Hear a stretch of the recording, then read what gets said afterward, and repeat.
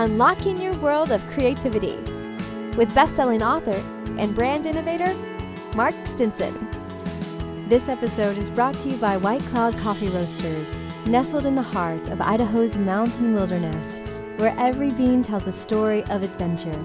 Discover the difference in their premium beans, meticulously roasted to capture the essence of the mountains. Now, listeners of our podcast can get an exclusive 10% discount. Just use the promo code CREATIVITY at checkout. Visit whitecloudcoffee.com and use the code CREATIVITY. Welcome back, friends, to our podcast, Your World of Creativity, where we explore the insights and journeys and innovations of creative leaders everywhere. Just in the last few weeks, we've been to Italy, Israel, Australia. Around the States, we've been to LA, Miami, Austin. And today I'm thrilled to be stamping our creative passport in Cincinnati, Ohio. And I'm joined by Jennifer Roig-Francolí. Jennifer, welcome. Hi, Mark. Thank you so much for having me on the show. You bet. Jennifer's an international prize-winning violinist. She's also the creator of the Art of Freedom method and the author of an Amazon bestseller, Make Great Music with Ease. Jennifer, you've made such a impact on so many musicians and creative practitioners of all kinds. And you really focus on the mindset, don't you? Yes, really, it's a very holistic work that I do that incorporates all aspects of who we are as a human: mind, body, spirits, emotions. And mindset is really, I like to say it's 80% of what we do, and then it's 20% everything else. Yes, exactly. Today we'll explore Jennifer's inspiring journey and a lot of practical advice she has on unlocking your own creativity. Maybe we start with your journey, Jennifer, your career as a violinist. It's taken you from Carnegie Hall to Grammy-winning performances. Maybe you could share. I think about these defining moments in our creative paths where there was a split in the road, or there was a obstacle to overcome, or a mentor that shared a bit of advice or insight with us. As a performer, what helped shape your pathway? Oh my goodness, so many people. And I always think about this often, how many teachers I have to be grateful for in my life. Not just musicians, but I was very fortunate to have musician parents to begin with. And so my mother was really my first teacher. Mhm. Actually learned the Suzuki method, in which part of the process is to have a parent working with you every day. So I would say, thanks to my mother. Yes. And then, of course, I was very fortunate to have some of the top musicians, top violinists in the world as my violin teachers, like Nathan Milstein and Joseph Gingold, David Cerrone. I studied with Nathan Milstein in Switzerland, Shinichi Suzuki, Dr. Suzuki himself, I studied with in Japan. A whole roster of amazing influences on my life in the music world. Yes. And along the way, there's a point, I'm sure, where you said, "Hey, this is fun. This is a musical, I'll not say just hobby, but," and then you said, "No, this could be my vocation. This could be a profession that I want to pursue." How did that happen? That didn't happen. It just was. I think I wanted a violin. I'm told, I don't really remember this, but my mom tells me that when I was 2, I told her I needed a violin, and I excuse me, and I kept needing it until I was 4 when I got it, and it just was, I don't know, it was something that I always wanted to do, and I never doubted for a second that was gonna be my life. Yeah, Mhm. it never changed. I did branch off and go into different directions, but I never stopped playing the violin, and I come back to it in performance now and then. I don't really perform that much anymore at the moment. Mhm. And I do feel the need to clarify that I'm not a Grammy award-winning musician, but I have been a member of a Grammy award-winning ensemble, Apollo's Fire. That's not only a great clarification, but it's a lead into my next question, and that is balancing your individual performance with an ensemble, an orchestra, as a group. that yes, you want to show your mastery, but you also have to fit in with the overall performance. How do you find that balance? Yeah, that's a great question. And I have had a lot of back and forth between these two ways of being a musician in my life. As a kid, I was immediately in a group with other kids. So it was a natural thing to be making music with other kids. And at the same time, we were all encouraged to give a solo performance. And so from the very beginning, I was in both roles. But I don't know if it's my Cancer astrological leader type sign or what, but I've always been very attracted to the soloist role. And in fact, I don't think I ever had performance anxiety that I would call performance anxiety as opposed to excitement until I won a job in the Rochester Philharmonic Orchestra in New York. And the job that was open that I won was in the back of the second violin section. And that was the first time that I felt performance nerves. I really was nervous to play in the back because the training is if you can hear yourself, you're too loud. There So you go. I was very nervous about being too loud and needing to fit in. And that's when my essential tremor developed and my bow started shaking. And that was the beginning of my experience with performance nerves, which is now one of my specialties in helping other people with. Y- Yes. But yes, there is this balance in needing to be part of a group. And then playing in Apollo's Fire, this is the ensemble I mentioned, that was a completely different kind of experience because it's a smaller ensemble, community, or sorry, professional orchestras, like large traditional modern orchestras are much bigger. But Apollo's Fire has, I don't know how many people it is right now, somewhere in the teens typically. It's like a group of soloists. Exactly. And It, taking off from the sort of stress, anxiety angle, that led you to create this art of freedom method, blending some experience, obviously, as a performer with some Alexander techniques and other modalities. How did you become interested in developing a way of teaching and a way of addressing? Actually, I never even wanted to be a teacher to begin with because both of my parents are teachers and we have that. And I think it's in my DNA, but I was resisting it as we often resist our families. Yes, we do. And then very often we come full circle and we do what's in the DNA, right? How did I come to teach is a long story. I'll try to keep it really quick. I found the Alexander technique, which is a mind body discipline that helps with stress release and pain release and skills improvement. I found that when I was in my early 30s and I had developed some neck pain from actually not the violin, but carrying around my two young children on my hips for a number of years. And so when I found the Alexander technique, it was really for pain relief. But in learning the technique and then very quickly, actually, the pain in my neck went away, but I got really interested in the creative possibilities that were there and hear it in the method and how the way you think influences how you feel in your body. And how, if you have conscious awareness of how you think, you get to choose your thoughts to create what you want in your life. Mm. That totally captured my imagination, and I decided to become a teacher of the technique because I was feeling so amazing. My pain went away, but I also just fell in love with life again. And that was the real gold in me for the Alexander technique. So that's why I Yes. started teaching it. That's great. Well, and you're touching on something that so many of us creatives, when it becomes not so fun anymore, we lose the joy and the passion behind the creativity, but maybe we don't connect the dots to the pain.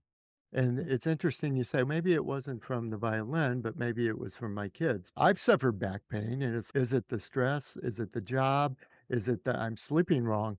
But you never get to the crux of it until you unwrap all of that, right? Yeah. What are your experiences there? I think that is really the key.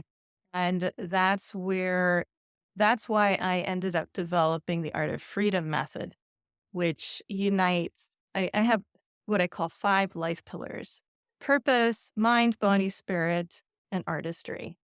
And it's 5 fingers on a hand. You can't separate them, or you don't want to separate them anyways. That's right. So it's like you need to bring your whole self to what you're doing. And actually, we do bring our whole selves to everything we do. It's not like I can leave my mind on the other side of the door or my body. But I actually grew up thinking differently. I had a tremendous mind body split. I used to think of things as activities, as mental activities like reading a book, or physical, like playing soccer. And that meant the mind body split actually ended up causing me a lot of physical pain and emotional anguish.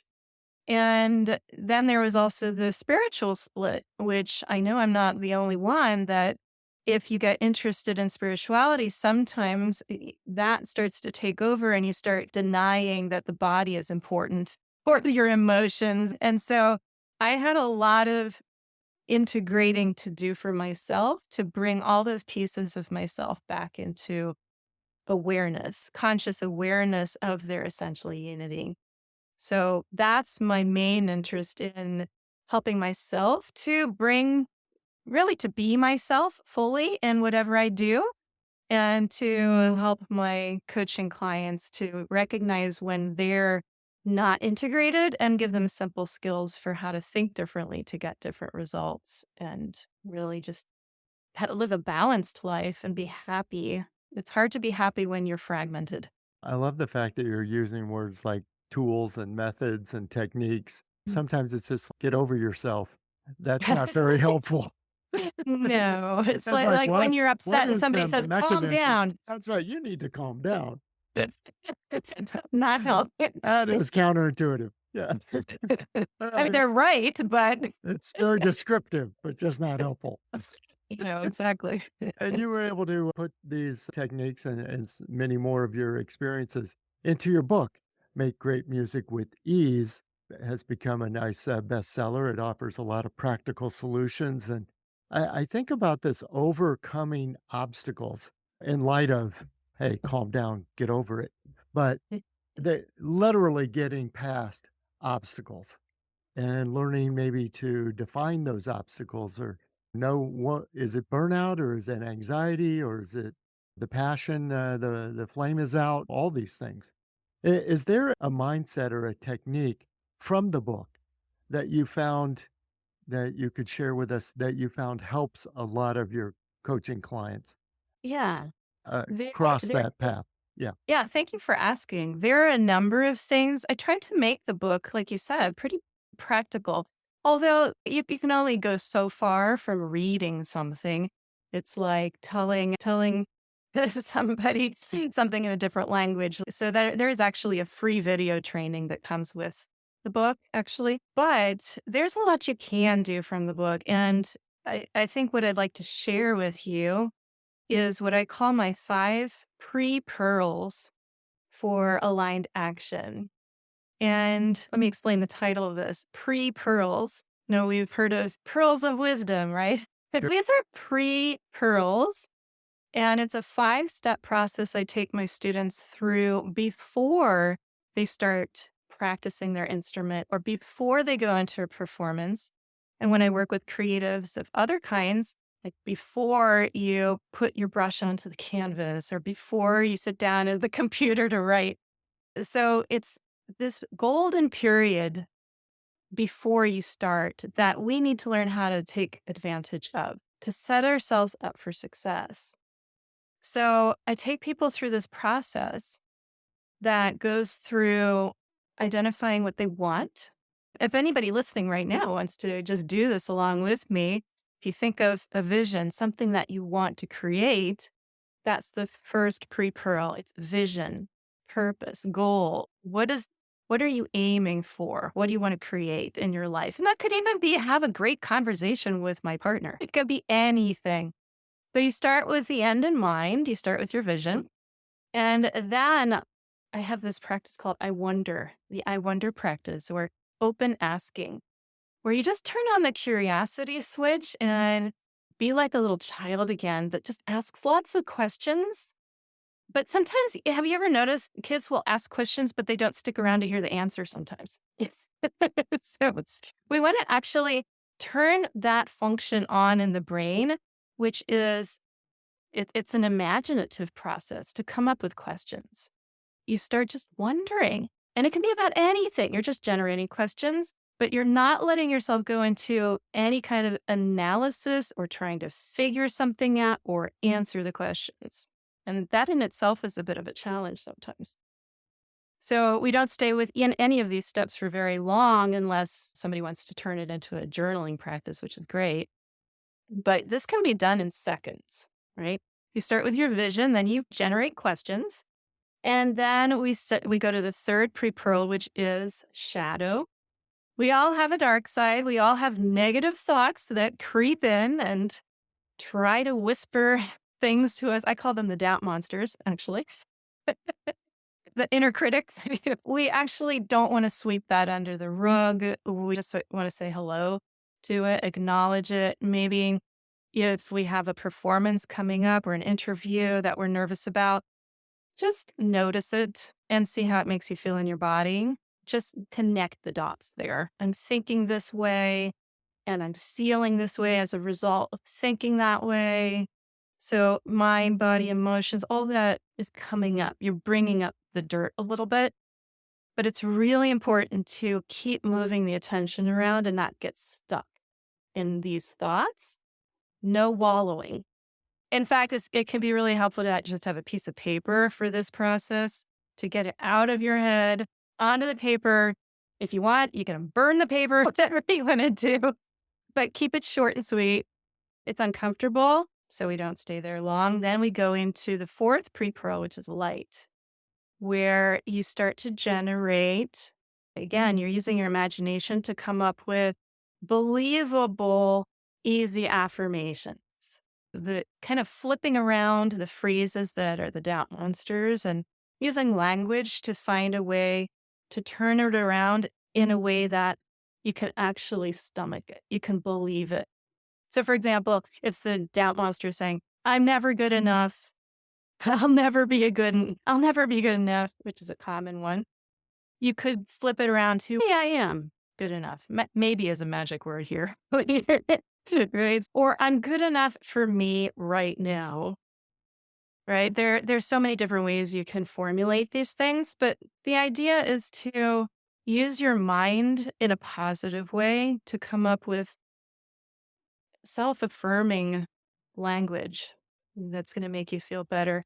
And with both of these, the shadow and the light, it's so important with my work to connect how you're feeling in your body when you think these thoughts.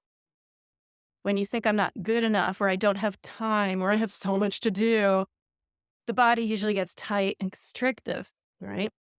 Then if you think, right now in this moment, I'm free to be myself, I don't actually have to do anything right now, meaning nobody can force me. It's my choice. I can choose, and I have time and space to be myself right now. I call those my 3 magic phrases, which are the go-to for the light to go to that pre-pearl. And then last but not least at all, in fact, I tell my students, if you only do one of these steps, this is the one you want. This is the self-integration step, where there are a lot of different ways one can tap into integration, and many of them work. Some of them work better than others. In the work that I teach, which is connected to the Alexander and is based on the principles of the Alexander technique, I actually teach a specific form of it that doesn't require the teachers in the same space. And it's called Primal Alexander, created actually by my boyfriend, Mia Morales. He's been teaching for more than 50 years. He totally knows his stuff. But there is a very specific, simple, quick thing that I teach my students to do to get in touch with easing in the body. And really, it helps you to become present, curious, to observe yourself, to notice the tension in the body, if there is tension, but then to get curious about the easing. And once you learn how to do that, and my students learn how to do this on day one of any program that they take with me, then they have this tool that they get to practice, which is self-integrating.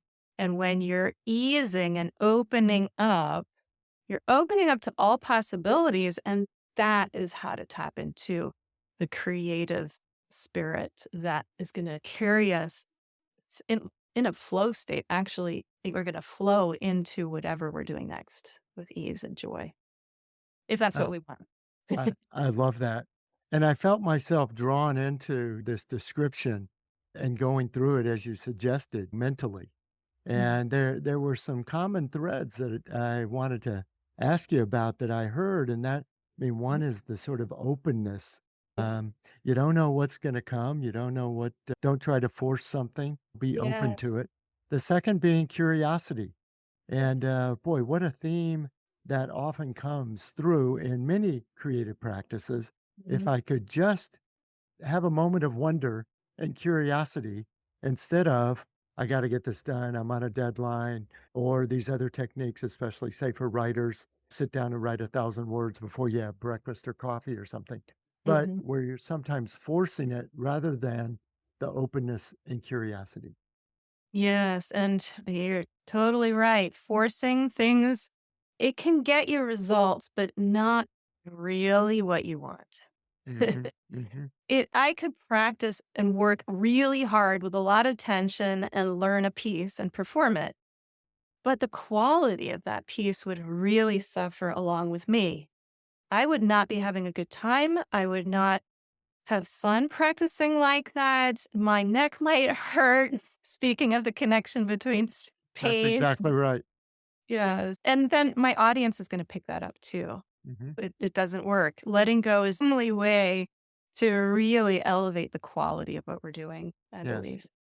And the fact that you have identified this pre golden period.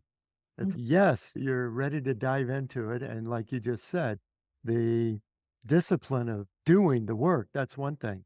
But are you prepared That's and right. mentally? And if I can add, the that one of the biggest problems that we have is this forcing and pushing and rushing, pushing ourselves forward and propelling ourselves into the next thing and the future and trying to get something we think we don't have. In the Art of Freedom method and the Alexander technique, the word I've coined is primary practice. And what we're doing in this work is we're noticing that whatever we're doing with this self, this mind body self, whatever I'm doing, I am my primary instrument. My violin is my secondary instrument, or my computer if I'm a writer. Yeah, great way to look at it. Right. And so I get to actually practice all the time. In fact, it's my responsibility to do that if I realize that's what's going on. But the good news is that if I can pull back the reins on my thoughts and declutter my mind and my body from excess stuff, I can conserve so much energy and build up the energy and then focus it and direct it clearly towards my next moment. So I can be totally in the present in the moment. And then there's a next moment and the next moment and the next moment. So we're practicing all the time. So when I'm doing the dishes or taking a walk and I'm aware that I need to be present like that, in those moments that I'm washing the dishes or taking a walk, I'm actually becoming a better violinist because anything I do with myself to improve the quality of how I use myself, how I move myself, how I think and move in the world, anything I do to improve myself is going to improve what I do with this instrument. The So helpful. quality is So helpful. guaranteed to go up. And I'm the living proof of this because I don't really practice my violin very much. And I'm like an extreme example. Like I'll go for months or latest has been like 2 years. So and then I come back to it afterwards and I'm just blown away at how so many things are easier and work better, even though I haven't even touched that instrument for 2 years. That is helpful experience for all of us. Thank you Mm. for sharing that. Oh, my Also, pleasure. in the book, you have a chance to express your own creativity. It's not just 5 point methods that you're sharing throughout this book. I'd love for you to share one of the poems that you wrote for the book, if you Oh, could. that's right. I'd be happy to do that. Yes. I have the book here. So this is from Make Great Music with Ease by myself, the author, Jennifer Roig-Francolí. This poem is called It's Not About the Body. Yes, sometimes your body hurts. And yes, it's hard to play your instrument. And yes, it is extremely worrisome when your pain won't leave. And day after day, it's harder to believe. Because you just don't know precisely how to make it go away and permanently fix it. You try to change how you hold and play. You modify your technique and work around for comfort. You rest, you stretch, you wish, you breathe. But no, truly no, it's not about your body. Your body is simply reflecting you. Just like your music, it reveals who you are. Your body is a collection of residues and thoughts, of past experience and future projections. Are you present? Aware? Are you conscious of your thoughts? Do you recognize their effect on how you feel? Most of the musicians I work with, at first, they are not. This is not a judgment, a criticism, or a plot. It's just the way we human beings are. We regret the past or hang back in nostalgia. We fear the future or grab for desire. We strive towards goals. We push and we shape. We focus. We concentrate. We work and we crave. When we practice, we correct. When we perform, we neglect who we are, what we love. We forget to let go and let our love create. It's not about the body, even when we're in pain. The doctors, the chiropractors, the massage and physical therapists, they are not seeing the true source of your strain. Blind to the connections, only seeking corrections. What if the whole of you just needs to be seen? What if the truth of you simply yearns for the serene? It's not about body. Your body is innocent. It's about the universal body, mind, heart of you, the infinite whole expanse of that forgotten, powerful life force and light downtrodden. Look inside, outside, all around. Learn to integrate and be and marvel at what seems impossible, but with detached curiosity is possible. Open up your mind, your heart, and your art to ease and delight, day and night. Imagine and live and be yourself. Accept your pain. It's only illusion. Rise above your ego's ruses. Release the doubt and be without. The habit of suffering, productive buffering. From truth, the pure truth of what's happening now. Melting again and again. And do you see? Oh, yes. And That's beautiful. thank you. And it started right at the title. It's not about the body. Yeah, it's not about the body. Thanks for sharing that. Oh, thank you for your interest in hearing it. Absolutely. I want to ask you about some of your other approaches, but before we get too far, I want to make sure people know how to connect with you and learn about your work and find the book. How can we find Yes, you? thank you. The book is on Amazon. Again, it's called Make Great Music with Ease: The Secret to Smarter Practice, Confident Performance, and Living a Happier Life.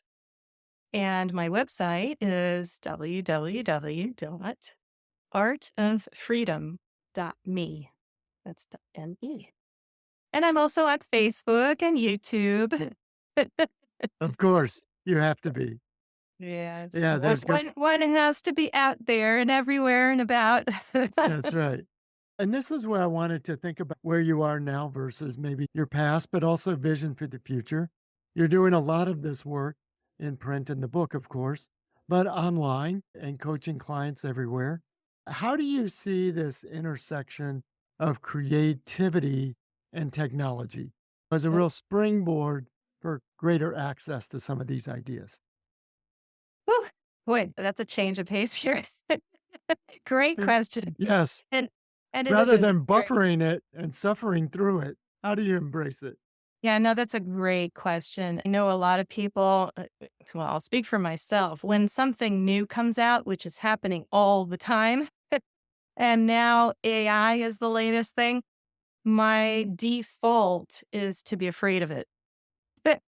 And there are still things that scare me about AI that I will not go into. Personally, I just am very aware that once something is out there, it's not going to go away. So I'm doing my best to find the hidden treasures, and they're not so hidden either. I think it's amazing, truly amazing how we can connect with people all over the world. I feel so fortunate. And just thinking back to, I was about to get a divorce after 25 years, and that in itself was terrifying. But it was mostly terrifying because I didn't have a source of income and I just was diving off the deep end. Before I got divorced, I lost my main source of income when the university cut my teaching program. And so I'm just saying that because there are hidden golden linings. I call them golden linings, not even silver linings now. That's my Mhm. latest thing. So I'm a firm believer in one's attitude, and you can turn anything into gold if you want to, like Midas. And Yes, so I lost my teaching job, which is in person, which forced me, what do they say? Necessity is the mother of invention. that's exactly right. So I was forced to find new ways to make my living as an Alexander technique teacher, which is a very unusual thing. Most people haven't heard of it. Hard to sell. And I finally was having difficulty in Cincinnati making that happen. And then suddenly I started not suddenly, but over time, excuse me, I'm going to have to cough. Sorry. So over time, gradually, I was starting to experiment with teaching online. This is way before anybody was doing this and way before the pandemic. And I started discovering that it worked for me to connect with people who couldn't work with me in person. And then I realized if this is working so well, why not build my business online and do that?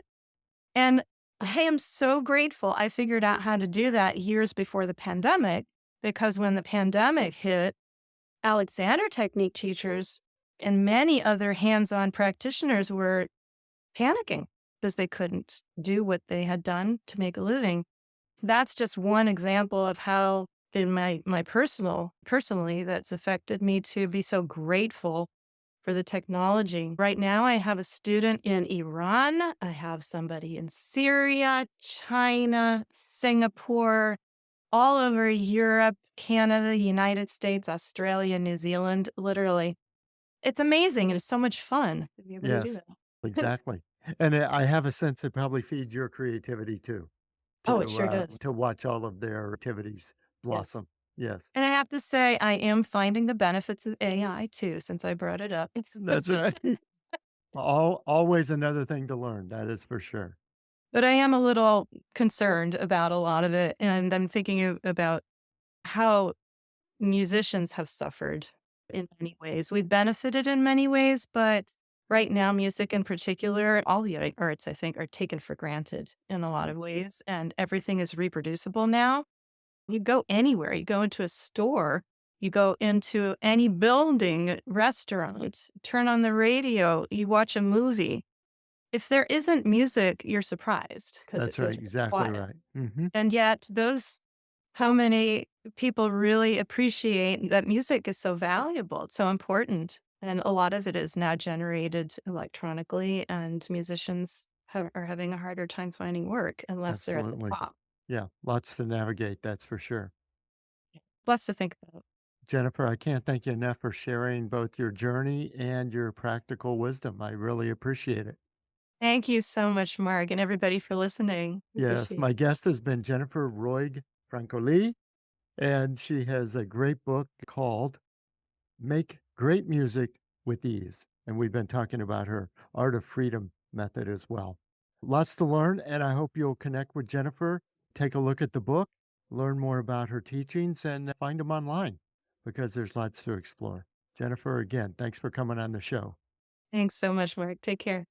And listeners, thank you for coming by. And we also want to take a moment to thank our sponsor, White Cloud Coffee Roasters.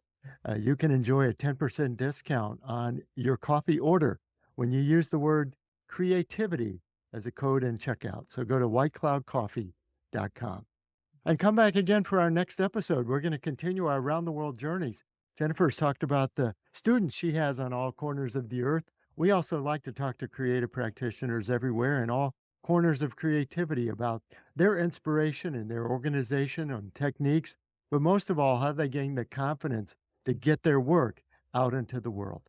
So until next time, I'm Mark Stinson, and we'll keep unlocking your world of creativity. See you next time.